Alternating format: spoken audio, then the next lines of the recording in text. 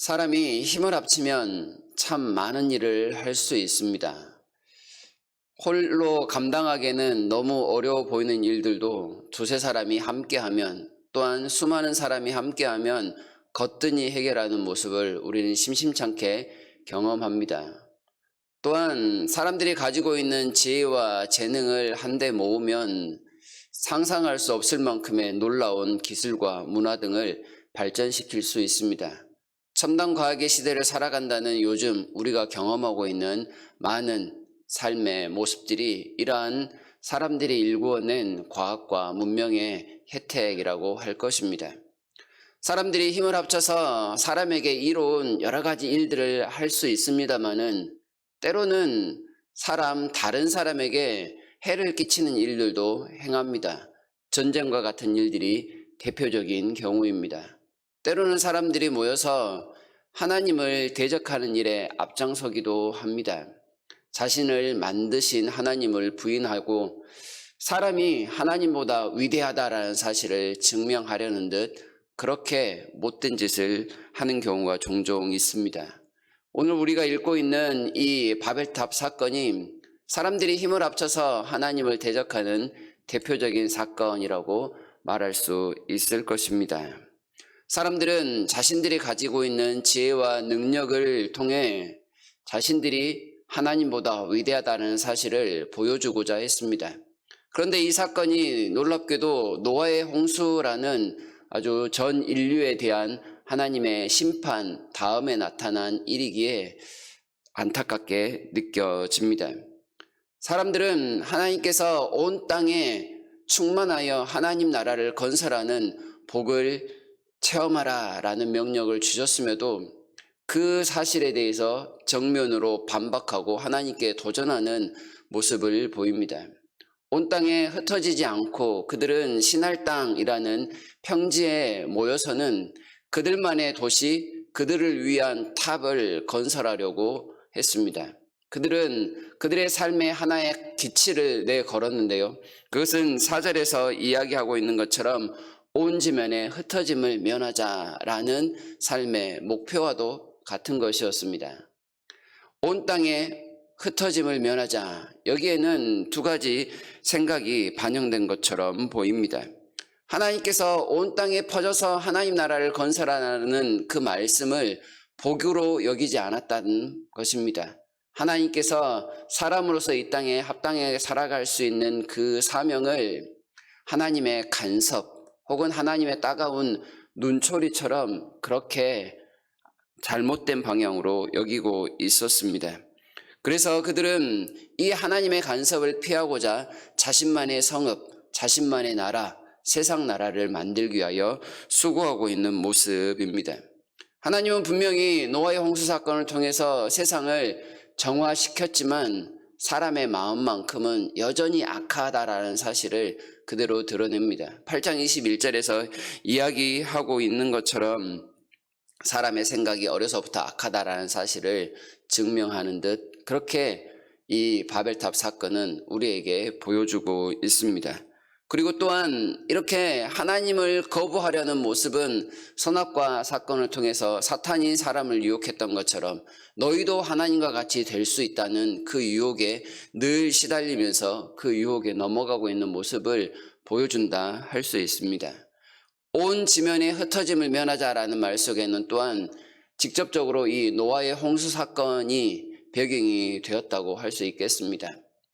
사람들은 물만 보면 혹은 비만 내리면 하나님께서 또다시 우리에게 이 홍수를 통해서 어려움을 주시지 않을까 걱정하였던 것 같습니다. 어떠한 홍수에도 그들이 안전할 수 있는 안전지대를 만들고자 하는 욕구로 이러한 두려움은 발전할 수 있습니다. 다시는 홍수로 멸하지 않겠다라는 하나님의 말씀이 있었지만 사람들은 이 하나님의 말씀에 귀 기울이지 않았기 때문에 자기들만의 나름대로의 그 안전지대가 꼭 필요했다는 것입니다. 그리고 그 안전지대를 통하여서 하나님의 간섭을 벗어나고 마치 하나님의 협박 가운데서 자유롭게 되고자 하는 그러한 삶을 추구하고 있었다라고 하겠습니다. 이렇게 온 땅에 흩어짐을 면하자라는 그러한 하나된 목표 속에서 사람들은 높은 탑을 건설하여 자신의 이름을 나타내고자 합니다. 그 탑은 하늘에 닿는 그런 높은 탑이었습니다. 꼭대기가 하늘까지 닿는 탑을 건설하여 그들이 하고자 하는 일이 무엇이겠습니까? 그 꼭대기까지 올라가서 하나님과 어깨를 한번 나란히 해보겠다라는 뜻이었을 것입니다. 하나님 없이도 우리가 이처럼 위대합니다. 하나님 없이도 우리는 앞으로 잘 살 수 있습니다. 라는 뜻이지요. 그리고 그 탑 꼭대기에 누군가가 앉아서 사람을 다스릴 것입니다. 그곳에 앉기 위하여 사람들은 또한 수많은 경쟁을 할 것이고 그 가운데서는 수많은 폭력과 여러 가지 악한 일들이 나타날 것입니다. 그럼에도 불구하고 사람은 그 탑 꼭대기에 앉아서 하나님을 향하여 이렇게 말할 것입니다. 하나님, 더 이상 하나님의 세상은 없습니다. 이제는 세상은 곧 사람의 나라입니다. 그러니 우리에게 이래라 저래라 하지 마십시오. 사람들은 이 탑을 쌓기 위하여 누가 강요하지 않았지만 자발적으로 모여서 그 힘든 노동을 자발적으로 수행하고 있는 모습을 보여줍니다. 물론 모두가 다 역동적으로 적극적으로 참여했다라는 표현은 나타나 있지는 않지만 분위기가 그렇게 흘러가고 있는 모습입니다.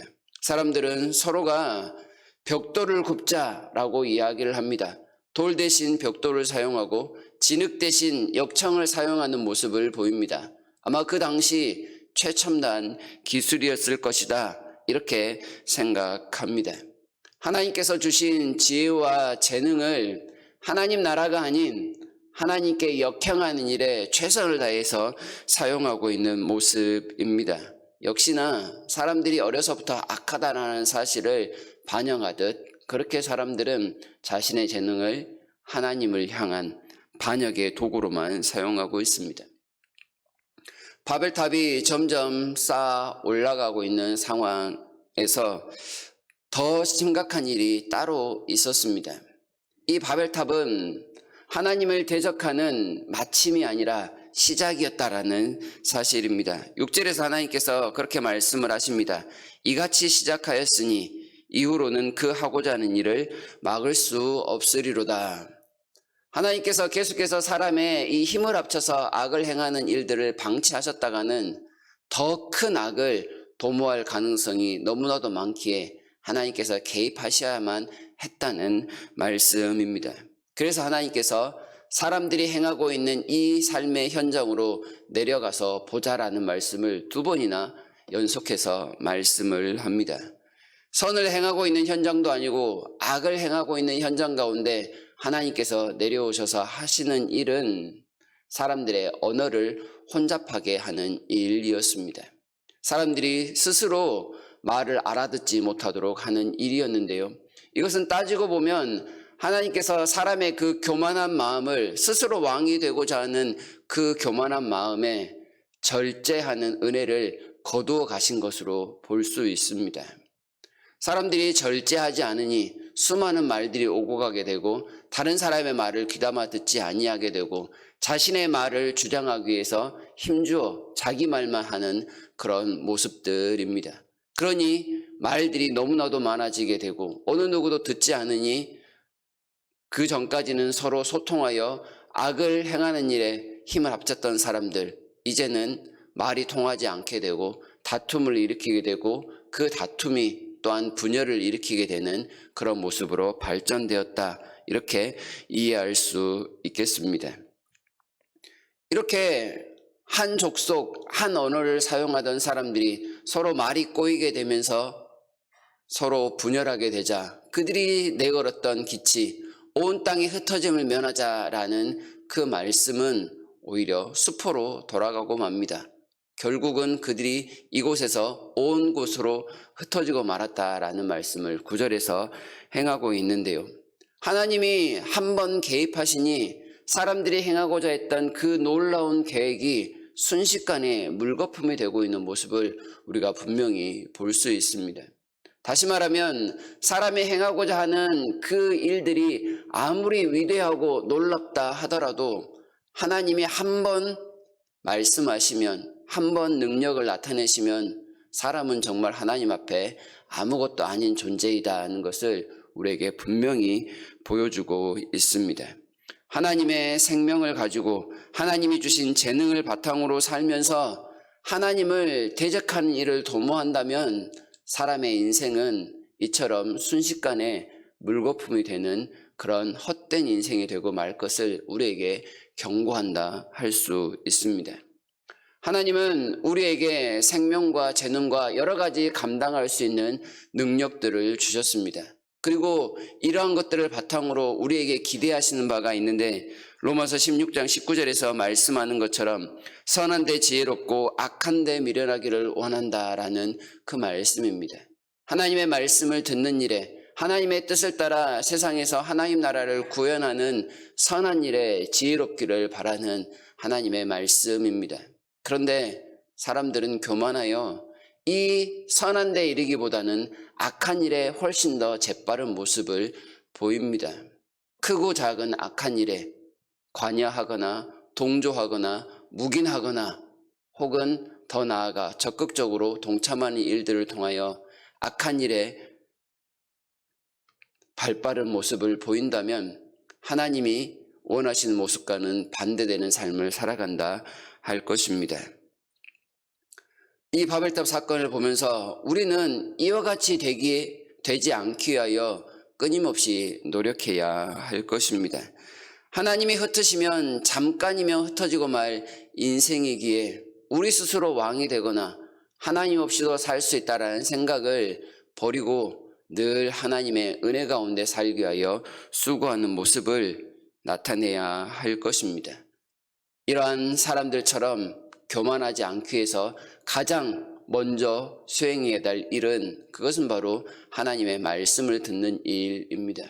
하나님의 음성을 듣는 일, 하나님의 통제 가운데 살아감을 진정한 복으로 여기는 일, 하나님과 동행함이 세상 그 무엇과도 바꿀 수 없는 가장 값진 선물이라는 사실을 깨달으며 살아가는 일이 겸손하게 살아가는 일에 가장 중요한 일임을 오늘도 우리가 깨달았으면 좋겠습니다. 곧 말씀을 들을 때 그것이 곧 하나님의 말씀입니다 라는 사실을 알 수 있고, 또 우리가 예배로 하나님 앞에 나와왔을 때 하나님 앞에 나옴이 진정한 은혜요 감격입니다 라는 사실을 또한 새롭게 경험할 수 있는 그러한 복이 우리 가운데 있었으면 좋겠습니다.